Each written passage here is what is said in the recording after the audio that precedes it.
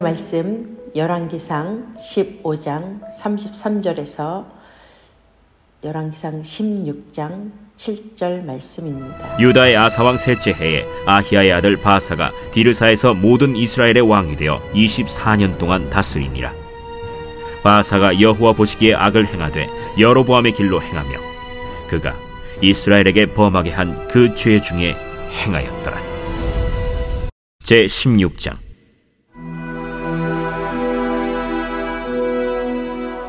여호와의 말씀이 하나니의 아들 예후에게 임하여 바사를 꾸짖어 이르시되, 내가 너를 티끌에서 들어 내 백성 이스라엘 위에 주권자가 되게 하였거늘 네가 여로보암의 길로 행하며 내 백성 이스라엘에게 범죄하게 하여 그들의 죄로 나를 노엽게 하였음즉 내가 너 바사와 네 집을 쓸어버려 네 집이 느바세 아들 여로보암의 집같이 되게 하리니 바사에게 속한 자가 성읍에서 죽은즉 개가 먹고 그에게 속한 자가 들에서 죽은즉 공중의 새가 먹으리라. 바사의 남은 사적과 행한 모든 일과 권세는 이스라엘 왕 역대지략에 기록되지 아니하였느냐. 바사가 그의 조상들과 함께 잠에 디르사에 장사되고 그의 아들 엘라가 대신하여 왕이 되니라. 여호와의 말씀이 하나니의 아들 선지자 예후에게도 임하사 바사와 그의 집을 꾸짖으심은 그가 여로보암의 집과 같이 여호와 보시기에 모든 악을 행하며 그의 손의 행위로 여호와를 노엽게 하였음이며 또 그의 집을 쳤음이더라.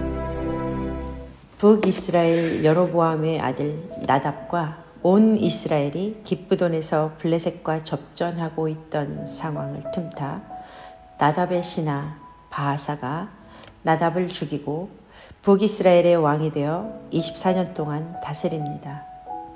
하나님께서 북이스라엘의 여로보암 왕조를 멸하시고 바하사를 왕으로 세우심으로 그가 하나님 보시기에 선한 정치를 하기를 기대하셨을 것입니다. 그러나 바하사 역시도 하나님의 기대를 저버립니다. 34절.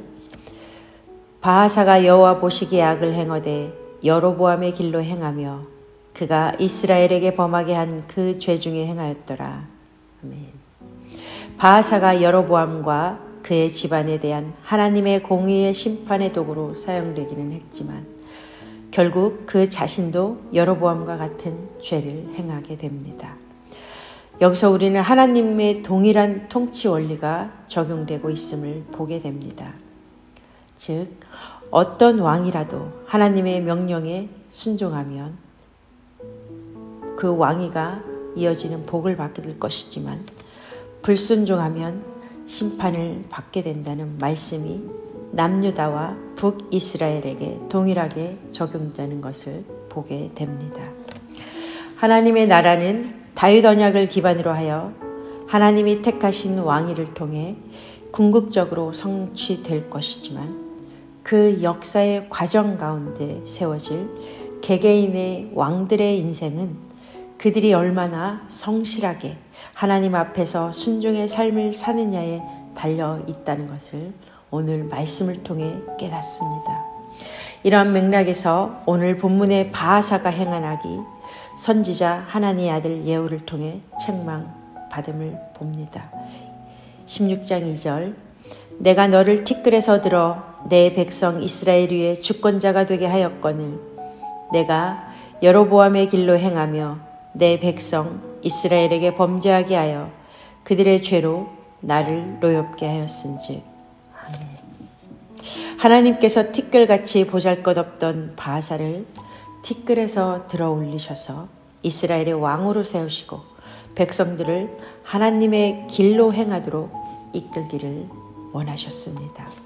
그러나 바하사는 오히려 여로보암의 길로 행하며 백성들이 우상숭배를 하도록 이끌어 이 죄가 하나님을 노엽게 함으로 하나님은 바하사를 심판하시겠다고 말씀하십니다. 3절. 내가 너 바하사와 내 집을 쓸어버려 내 집이 느바세 아들 여로보암의 집같이 되게 하리니. 하나님께서 이스라엘의 왕으로 여로보암을 세운 것은 그로 말미암아 하나님의 마음에 원하시는 대로 이스라엘을 다스리되 다윗의 길로 행하기를 원하셨습니다. 그러나 여로보암은 백성들을 우상숭배하도록 이끌어 하나님의 진노를 사게 되었고, 이 죄로 말미암아 여로보암에 대한 하나님의 심판이 성취됩니다.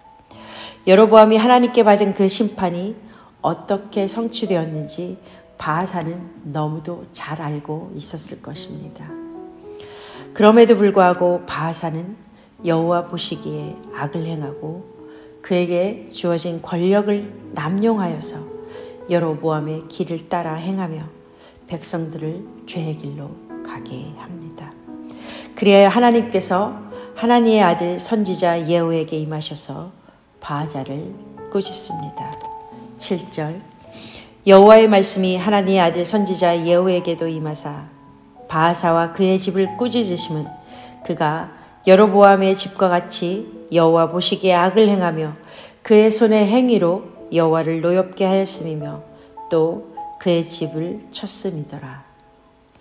하나님이 바하사를 2번이나 반복해서 꾸짖습니다. 그 이유가 무엇이겠습니까?